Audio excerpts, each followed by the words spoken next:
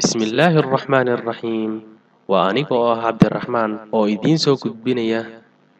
8 xaqiiqo oo ku saabsan magaalada Beijing ee caasimadda dalka Shiinaha muuqaal kooban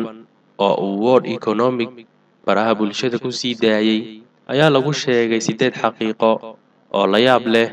oo ku saabsan magaalada Beijing ee magaala madaxda dalka Shiinaha ay leedahay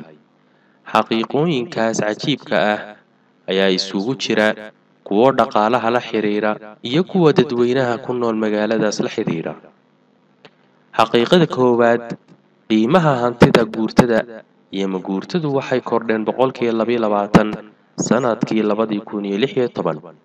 waana sare u kac xawaaro badan ku socda xaqiiqada labaad dadka ku nool magaalada Beijing waa 22.7 milyan oo qof waa tiro aad u badan marka loo eego dhammaan magaalooyinka Soomaalidu ku nooshahay oo dhan ama Soomaalida oo dhan marka la isku wada geeyo ayay ka badan tahay dadka ku nool magaaladaas oo kaliya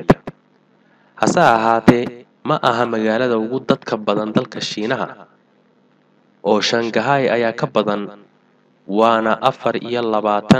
24.3 milyan oo qof ayaa ku nool magaaladaas xaqiiqada saddexaad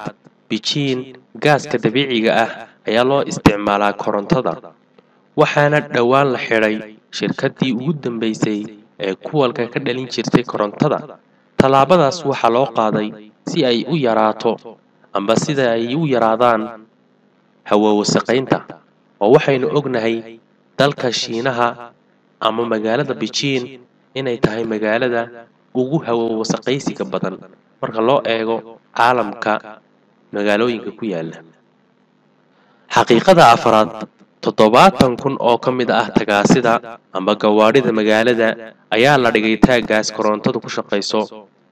si ay wasaqda uga ilaaliyaan deegaanka iyo hawadaba xaqiiqada shanaad hantida oo qaali ah awgeed dad badan oo ku nool magaalada Beijing ayaa 9 saacadood u safra shaqooyin maalintiiba xaqiiqada lixaad Beijing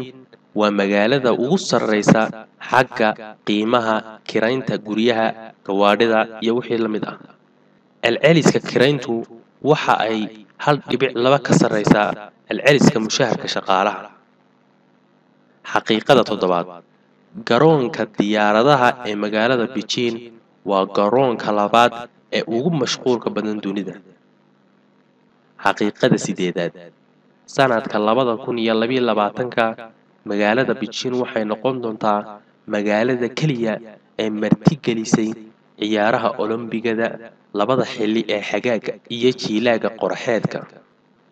waxaan ka soo xigtay 8 xaqiiqo aan idin sheegay World Economic Forum